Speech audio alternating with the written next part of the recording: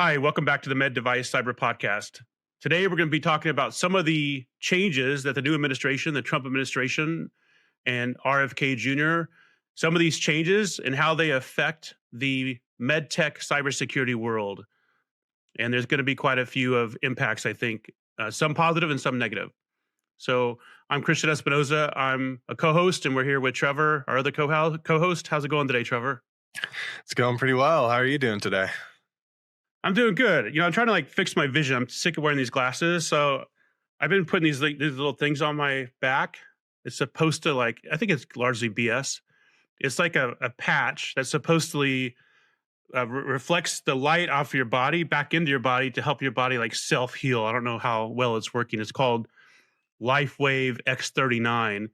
I've been doing it for a while, but my vision doesn't seem to be getting any better. So it's supposed to fix your vision. We'll see. But I looked it up. These are not FDA regulated because they're non-invasive, I think is why. It's just it's like putting a sticker on you probably. It's kind of stupid. I don't know. We'll see if it works. Yeah, it kind of sounds like snake oil, but you never know. Well, it's sold by a MLM, a multi-level marketing organization. So I generally think anything sold by an MLM is not legitimate, but that could just be, a fake belief of mine. I'm going to go back and say it's definitely snake oil now. Yeah. All right. So what do you think are some of the main changes we're going to have because of the new administration with medical devices and specifically medical device cybersecurity? I think it's going to be interesting to see. There are a lot of rumors floating around on what may happen or what may not happen. I think some of the big things that the Trump administration in general is pushing for is reduction of inefficiencies and trying to sort of minimize where possible. In regards to the FDA has their hands in a lot of different areas. And so it's a huge agency. Well, huge agency from the impact, not from the actual size. And so I think there isn't too much more room to drive efficiency with, say, the workforce in the FDA. But a lot of the policies that they're trying to move forward are in an effort to drive efficiency. They want to see a little bit of reduction in some of the bureaucratic processes and a little bit more, just a little bit more of a smooth process for someone trying to submit into the FDA for a drug or for a device. I think that from practice, it might be actually more complicated from a regulatory perspective, but I guess there's no way of really knowing until we see where it goes. So are you saying that because the Trump administration is ironically anti-government a little bit, they're trying to cut the chaff out of the government, that we're going to have less oversight? I think that's their intention, but there's a big drive for greater safety in medical devices and drugs, which inherently just leads to tighter and stricter regulations. I know. So I was thinking about this earlier. We've got Trump and Musk, Elon, that want to make the government more efficient, but then we've got RFK that wants to make the devices safer, the drugs more safer. So how do we achieve efficiency when we want to cut the staff, but also elevate, cybersecurity and safety and all that? What do you think about that juxtaposition? I think that is the $1 million question, and whoever figures that out figures out a lot of other problems as well.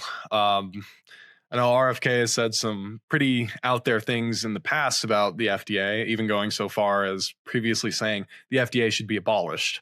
So there definitely has to be a middle ground between get rid of it altogether and clamp down so much that nobody can get approved. If these regulations get tighter, my concern is that small manufacturers won't be able to get through. They won't have the runway. Like a startup, VC-backed, is going to start burning money trying to get regulatory approval.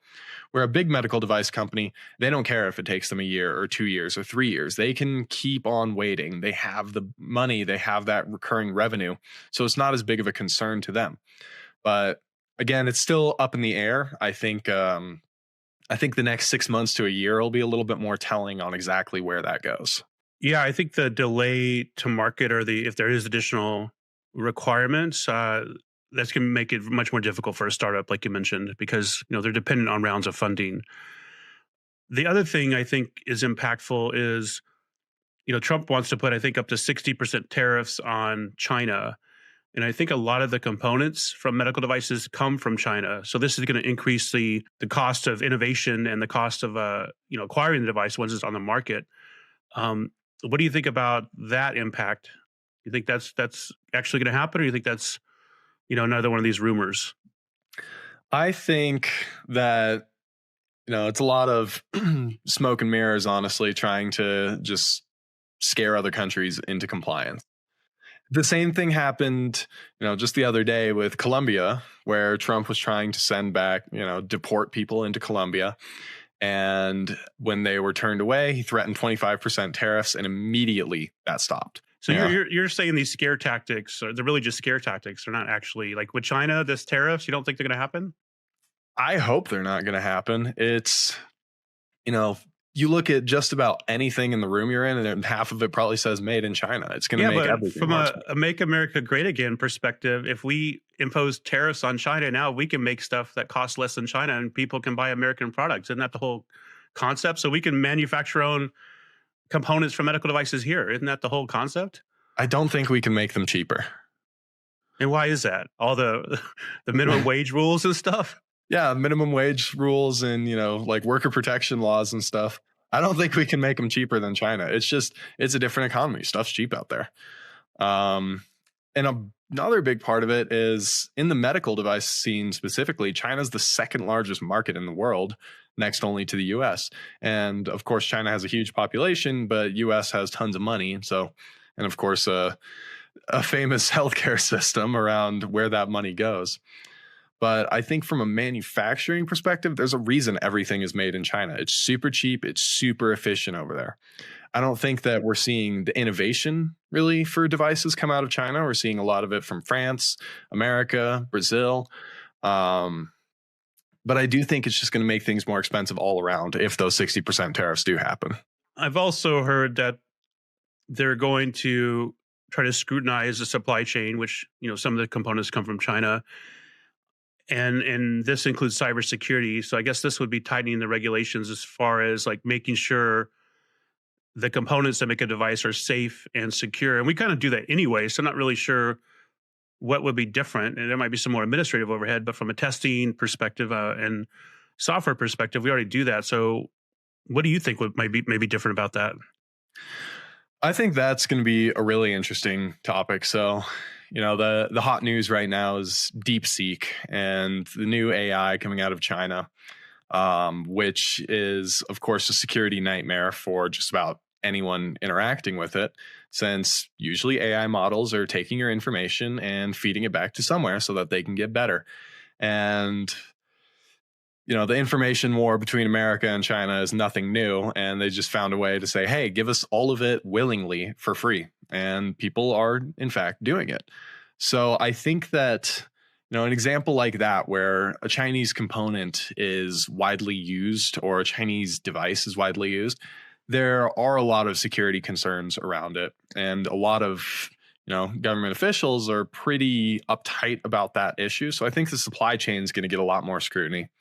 I know I believe it was in the past day or two, Trump started talking about a big tariff on semiconductors coming out of China, which is effectively every semiconductor. So, well, I live here. We both live in Arizona. Right up the road, they're building the world's largest semiconductor factory. I mean, it's owned by a Taiwanese company, I believe, but it's actually here.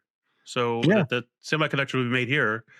I mean, I don't know if we're trying to increase the number made here or it's still most of them are going to be overseas. I think if, the U.S. can get self-sufficiency around semiconductor production, then by all means, let the tariffs happen, because people are going to try to get them from China, even if it's cheaper. And so the tariffs will sort of drive that into the American economy and also selfishly the Arizona economy. Well, that's the idea. I don't know if the plant's open yet. They've been working on it for a long time. I used to live up there in an RV right by that plant. It's kind of the Wild West up in that area. Yeah, people are selling like ammo and stuff on the side of the road, like homemade ammo. It's kind of crazy. You drive down, you see an ammo van, and then right next to it's the beef jerky van, and then right next to it's the gold panning van. Yeah, exactly. But yeah, I know that they have started production. They published their first yield results, and it was competitive with Taiwanese factories. So it's a good sign for the plants in Phoenix. Oh, interesting. I didn't know that. Cool. And then I heard that the CSRB rumor, I don't know if it's true or not, it's been done away with. Have you heard that as well? Yeah, and that was sort of driven towards incident response and, handling cybersecurity concerns like threat actors or nation state actors, which is, that's how a lot of problems in devices get identified. Is a breach will get identified in a certain component, or like a network will get compromised. Then an incident response team comes in to figure out how it got compromised, and they realize, oh, there was weird activity going on in this firewall. Let's take a look at it. Oh, they exploited this brand new 0-day vulnerability in the firewall that nobody had seen before. And so this looks like the behavior of X threat group, and we'll be able to, provide this information out to the public so that everyone can be in general a little bit safer. Taking away that ability from a government level is essentially going to throw everything into the hands of private incident response companies, which there are plenty of them and they're pretty skilled, but still it's now becoming an nearly entirely privatized industry. Well, I think that's part of the initiative, right? To push stuff back to the private sector. Because I don't know, I used to work for DHS and the government's not exactly great at doing a lot of these things. They're good at some things, but we've had all of our hacking tools stolen from the NSA and used against us. For instance, the NSA is supposed to be the experts in cybersecurity, and I understand like the CSRB, they're focused on industrial control systems and tracking down the actual criminals doing it. But then that brings us back to the point, like with the Salt Typhoon attacks, that took over several U.S. telecommunications companies. Like those were tracked back to China, but what can we actually do about it? We can't really do anything anyway if we try to figure out, oh, the attack came from China. What are we going to do? It has to be a preventative measure. It can't be something that you try to, say, oh, we found the guy who did it. Let's go get him. You're not going to go get him in China. It's, right. Sanctioned over there. Same with Russia. It's sanctioned and legal. You can just do that. It's legal? Hacking is legal in China? I know it is in Russia. I'm not actually sure it is in China. I think it's a little bit more of a gray area. But Didn't you get hacked in China when you were over there? Yeah, I mean, that's a whole other side of the coin, though. I don't know if it's, like, obviously the government can do whatever they want in China. I don't know if private companies can. I know in Russia, it's called post-paid penetration testing. And as long as after you're successful? Yeah, and it's just ransomware. Hmm. And, the Russian government. When you were in China, do you think you were targeted because you work in cybersecurity, or you think it would happen to anybody? Because you had your laptop hacked into and had a tracking device planted on you, didn't you? I think it would just be anyone, especially going to an event on healthcare and cybersecurity as the only American at the event. It's a little bit of a notable distinction. And, I was very clearly the odd one out, but I don't think you're like 6'4" or something, aren't you? You're probably a foot taller than most people over there too. Yeah, no, it's hey, I'll never lose anyone in the crowd out there. That's for sure. Yeah. But yeah, I mean, it's just there's so many controls. There's so much authoritarian, just, this and that going on over there. It's a different world. And so I don't think that they're necessarily like doing anything they can to just target America by any means and try to take down the enemy. I think that America is just not very good at cybersecurity. Yeah, I would agree with that. We've had pretty much everything stolen. Yeah, anyway. Everything's stolen. Everyone gets hacked. I mean, comparing it to China, Russia, Israel, like those are sort of the really skilled countries in cybersecurity. They're doing really impressive stuff. America seems to fall behind at every turn. So it sounds like, in your opinion, if I'm a large manufacturer, established manufacturer, maybe a publicly traded company with, lots of money, then I shouldn't be too concerned about these regulations because I've got more runway to innovate a product. But if I'm a startup that's reliant on funds and getting this product to market as quickly as possible, you feel like there's some potential delays that are going to happen because of more oversight. Is that summarize what you're saying earlier? Pretty much. And so I think what a good takeaway is for the smaller manufacturers out there is get it right the first time. Which is, of course, way easier said than done. But Are you going to say your tagline? easier said than done. Yeah. I mean, that's about No, everything. the other one. What did you say? It's the tagline about doing it early and often. Early and often. Yeah. Yeah. Do everything early and often. So, figure out what you need to do ahead of time. That should be step 0. What are the different regulatory hurdles that you need to jump through, and how do you get ready for them? In cybersecurity, with clinicals, with biocompatibility, with every different aspect of a 510K submission, someone's going to leave some part to the end. Someone's going to forget something's going to slip through the cracks. It happens all the time, and we see it, constantly, especially with cybersecurity. So figuring out what is everything that's going to happen, talking to, an established RA, someone who's done this before, knows what the regulations are, and have them roadmap everything that you need to get done. And then doing it right the first time is really going to save a lot of time. You'll get through these regulations much quicker. You aren't going to have all this back and forth with the FDA that's going to cause a lot of delays. One other concern is the amount of manufacturing is only going up, but the staffing and availability at the FDA is not going up. So having any sort of delays can cause, weeks or months of review with the FDA, and that's really pushing back your timeline. Yeah, that's a good point. And I guess preparing for that timeline and being aware of what the new regulations are is super important, because then you can plan your roadmap and your funding appropriately.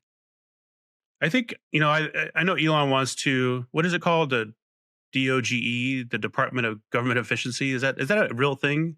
Or did he just make that name up? When I saw that news announcement, whenever that was, I looked at it. I went, wow, that's crazy. People just say anything on the internet these days. And I just, forgot about it. And then I saw on CNN, the same thing. I went, oh, they weren't joking. That's a real thing that he did. That's crazy.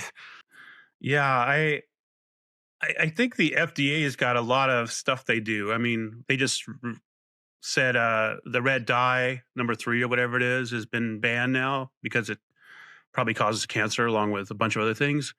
So they're doing things like that. What's that? Everything causes cancer. Anytime you turn around, you go, oh, this sunscreen causes cancer. Oh, Cheez-Its cause cancer. Great. Cheez-Its. Yeah, Cheez-Its do cause cancer. What are Cheez-Its? Like Cheetos? Kind of like Cheetos. Okay. I don't eat Cheez-Its. No. They're good. Well, they cause cancer. I know I used to do survival training with Bear Grylls, and Cheetos are flammable, actually. So really? are Doritos. You could use them to start a fire. So I imagine they're not good for you if you can start a fire with them in an emergency scenario. So if you're ever hiking, you need to start a fire, you got a bag of Doritos or Cheetos, you could probably use that to get the fire going. I'll keep that in mind next time I don't have any kindling, but I weirdly do have Cheetos. Right. Yeah. But the FDA's got a lot of things they're responsible for. It's not just medical devices. It's pharmaceuticals. It's also food. Right. So they got to be a pretty large organization and pretty departmentalized, because whatever division, the one that looks at medical devices is obviously it's a very different mission than the division that looks at red dye in food, for instance, or looks at blood thinners or any new drug coming on the market. There's I think, fairly unfounded rumor, but RFK has talked about sort of dividing the FDA based on those distinctions. So having a different agency for food, for drugs, and for medical devices, instead of just putting it all under the FDA umbrella. A lot of other countries do follow a similar approach. And I don't think it would be the worst idea, but I think considering there are already, concerns around staffing and efficiency, and there's, there aren't too many people at the FDA, and there are a lot of people that need FDA services. So I don't think that it's going to be a more efficient process if it gets even further diluted. But I don't know. I could be wrong. I kind of think breaking it up into different organizations makes sense. Like you said, like if we've got one for food, like food safety, one for drugs, and one for devices. To me, that makes much more sense because it's vastly different missions and it's vastly different skill sets. And having them all under one umbrella is kind of like the FDA doesn't make sense to me. I think that the separation would it could be a more effective process for each individual branch, but it sort of goes against what the whole Trump administration is doing. They're trying to cut staffing, they're trying to cut overhead. And if you divide the FDA into three different agencies, then you're going to need, administrative staffing for all three of them. It's going to increase the amount that you have to spend on all these agencies. It could be the correct decision. But I don't think that it's the approach that the Trump administration is taking. So I think it's pretty unlikely that it'll end up happening. I don't know. From my experience in the government, larger organizations are way bloated, and smaller organizations can run leaner. Well, that's the thing. The FDA is one of the smaller government agencies, even though they handle so much stuff. Well, I think they should take people from TSA because I hate TSA and put them in the FDA. Like the airport safety. It's like I wonder, like how many terrorist attacks are actually stopped by the TSA versus how much money is cost in people missing flights and how much these people are getting paid and how much frustration and my own health is being suffered because I have to deal with the stress of the TSA all the time. So the TSA, their current administration does not publish failure rate results. The previous one did. And I've been looking for that because I need to justify their job, right? As a taxpayer. Show me how many freaking attacks you stopped, right? And how much money it cost. They had a 90% failure rate when they were publishing these statistics. What does that mean? 90% failure rate? Like if you put a knife in your bag, 90% of the time they would not catch it. How do they measure that? They, like the TSA themselves, they'll have people just try to go through and test the system. Yeah. And so they, figured it was a 90% failure rate. And then the current administration stopped publishing those numbers because they're obviously super embarrassing. What happened to transparency? I thought the government was about transparency. The FDA is regulating device manufacturers be transparent, but the government's not being transparent themselves. It doesn't make any sense to me. Like, you guys have to be transparent, but we can just do whatever we want. And that's a fear I think a lot of people have when Trump is going to remove all the transparencies, because I know he fired like a bunch of inspector generals. So he can do whatever he wants and there won't be transparency. But you're saying the last administration was doing the same thing from a transparency perspective. And maybe Trump will actually be more transparent. If Elon's going to show efficiency, he's going to have a way of measuring it, right? Right. Yeah, there have to be, metrics available, and it shouldn't be something held internal where he's just like, trust me, it's good now. Like, it should be something that people can see. But I completely stand with you on this point. Abolish the TSA, move them over to the FDA. There you go. Well, it's a little bit different skill set, but we've got the resource problem solved, I think. Stop giving them however many trillions of dollars to play the security circus and put that money towards the Food Administration, the new Drug Administration, and the new Medical Device Administration.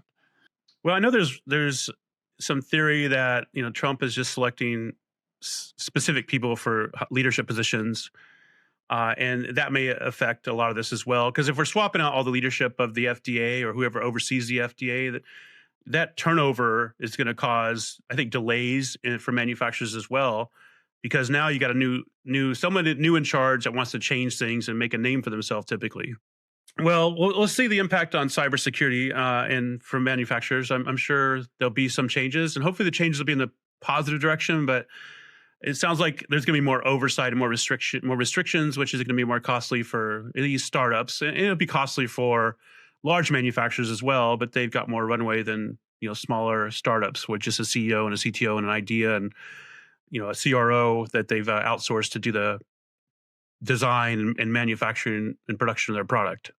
Yep. I think one silver lining, and again, this is an RFK rumor, but there has been discussion of reducing the cost of an FDA submission, be that for drugs or for devices, trying to get those costs down for the manufacturer who's submitting into the FDA could help try to balance it out a little bit. even still, those costs aren't usually too insurmountable. I think the price of a 510K submission is around $26,000, which compared to I thought it was around $500,000. no, it's less than that. Okay. I think it's around 26. Maybe I was looking at the overall cost of getting a device and a submission completed, like the labor from the FDA and everything like that. I think the average cost for manufacture, like start to finish, you have an idea to getting it through the FDA is about like $4 or $5 million. And so the cost of the actual 510K submission is really a drop in the bucket compared to the cost of 6 months of delays, or even 3 months of delays, really. Yeah. So it sounds like the guidance is if you're a medical device manufacturer, be cognizant of the new changes so you can plan appropriately, your budget, your timeline, and everything else, and also maybe anticipate some delays from the FDA getting the device through the agency. Especially, I think at this time when things are changing, like the dust hasn't settled from Trump taking over and all these administrative changes. Yep, and to bring back my tagline again, do everything early and often. Don't let it wait to the last minute. Does that actually apply to everything? I know you're saying in cybersecurity you do it early and often, but I don't know if that is actually applicable to everything. I think that, my philosophy on just manufacturing in general, try to get a product. A lot of companies will spend years trying to refine and design this product before they have anything. Make something, get it through your clinicals, get a bunch of research done on it, get it approved with the FDA, and then you can work on refining it later. So build something early, and then, you can make changes often to it, but try to get all of the regulatory hurdles out of the way as quickly as possible. And then the process, and making revisions is an easier process than just, doing it the first time. So I don't think that.